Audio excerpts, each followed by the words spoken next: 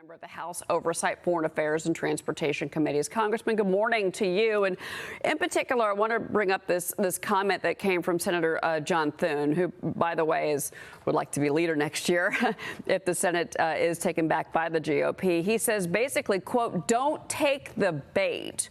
And one of the things that former President Trump got hit with 4 years ago was when he said that the Proud Boys should stand back and stand by. Those comments is what can get run with and misinterpreted. What would you say? Well, the difference between Donald Trump and the last few presidents we've had, he doesn't run something by the United Nations or some think tank before he puts it out. He just lets it fly in his New York bravado. And I think America is tired of all the BS that you're getting from this current White House, and they want some straight talk. And President Trump delivers that. I think the issues are pretty evident. Y'all went through them pretty well. The talking points. It's the border. I mean, these folks are getting murdered. They've unloaded their prisons and their mental health institutes on us, and we're seeing the results of a non-existent border policy. Eric Trump's right. The president has been mentally absent from the White House. And in the last 7 or 8 days, he's physically absent from the White House. He's just gone underground, and Trump's not going to need that. But I do hope that, and I expressed this to President Trump at our conference meeting that he met with us a couple of weeks ago. I said, Mr. President, you're great at telling us what's wrong with this country, and we've seen it, and you're even better at telling us how to fix it, because Americans are suffering and they're hurting. And I hope he concentrates on some of those things and what he can do to improve this economy. Okay, average citizens paying thank you for bringing that up. $600 more out a week. Thank you for bringing that up, because it's going to be the topics that affect the wallets of Americans. It is housing, it is inflation, and it is the economy, the gig economy. We're seeing people getting 2 and 3 jobs. They're driving an Uber and they're working down the street at their local pharmacy, for instance. But another issue that is likely going to come up, and that would be tax policy. And if the CNN presidential debate is focused on policy, then one of the things, and this is coming from Senator Mark Warner, they're talking about 2025 when the Trump tax cuts expire, and their plan, if they can keep hold of the Senate, say that President Biden does get elected, I mean, they're talking about a tax strategy that would be almost detrimental to the average American. Those conversations that are going to be had on Thursday are also conversations that are going down ballot for you and your colleagues that are trying to keep control of the House. How do you message that, Congressman? Well, I think President Trump's done it very well. Doing away with the tax on tips. That hits the average American, working American every day that is out there. The single mom who's trying to just bust it, like you said, those people working 2 or 3 jobs, and then they have to pay taxes on their tips. And he realizes that every waiter or waitress is going to have, it's kind of like a barber. Eventually, you're going to run into them somewhere down the line.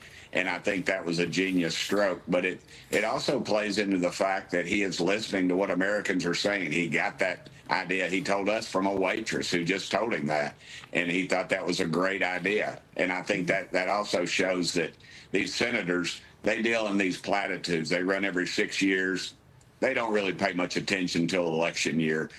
In the House, we run every 2 years, and I can tell you it's the basics that are hitting people right now. It's the fact they are paying $600 more a month. Some people are telling me they're paying $1,200 more a month out of pocket just to survive, and that's working families, and that just goes down the line. And you talk about down ballot. I think that this is going to be across the board, and I've encouraged the folks to bring up these basic things that are hitting Americans, because that's where it's at. And President Trump understands that, and Joe Biden does not understand that. I mean, he hasn't paid taxes on $20 million through his crime family that has flowed through different avenues. So I would hope that he just sticks with the basics. Well, we'll have to see. Again, we expect these are things that we're going to be hearing come Thursday. But what are the things about messaging and communications? Because many administration officials are fanning across the country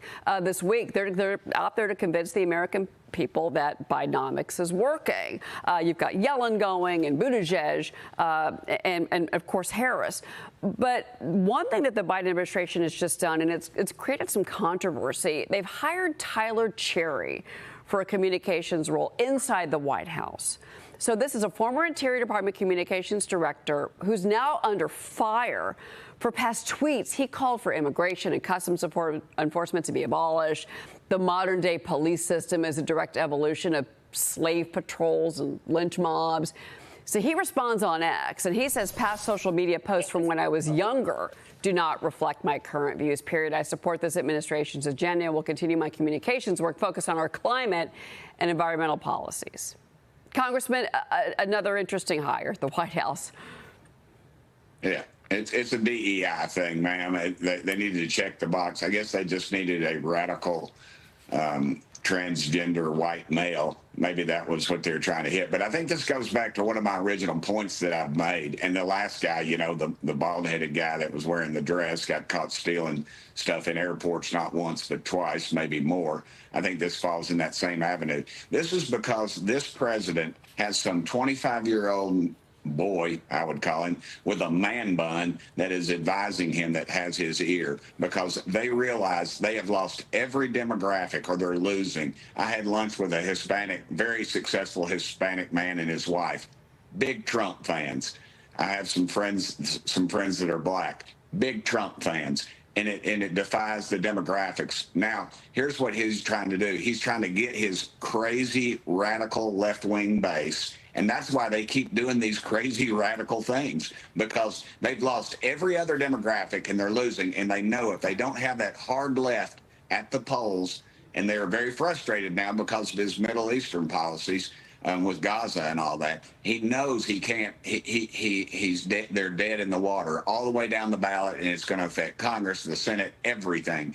That's why you're seeing him embrace, if you will, this hard left theology that is really just wrecking our country. It's wrecking the base of our country. It destroys families and children alike. Right. No, we've talked about it this morning. Real quick before you go, I don't have a lot of time with you, but the former president's classified documents case comes back to Florida court today, and the judge is going to hear arguments over the Trump team's motion to dismiss the case. I want to get quickly your thoughts on this. Basically, Trump's attorneys are saying that special counsel Jack Smith was illegally appointed to the case because he was a private citizen at the time, and the Smith's team is asking the judge to adjust Trump's release conditions. They want to bar Trump, get this, from speaking publicly about the FBI raid on Mar-a-Lago. They're focusing on his comments about the agency's use of force. Real quick, your thoughts on all of this, sir. It's a complete violation of his First Amendment rights. What if Joe Biden is critical of him during the debate over this? So he's in violation of the court if he doesn't respond. This is election manipulation at its worst, because it's coming from our courts. They have completely violated their oaths of office. I say follow the money. It won't come out this year, I'm sure, but next year and the ones following, people are going to start talking, and you're going to find out how this was orchestrated. And this is more of a deep state type situation. I mean, you have 51 intelligence officers telling us that that Hunter Biden's computer was Russian collusion. This is all part of the deep state. These people, they sit around and laugh and joke, and they manipulate the entire system, and America is fed up. And that's why Donald J. Trump will be the next president of the United States. Congressman, thank you very much.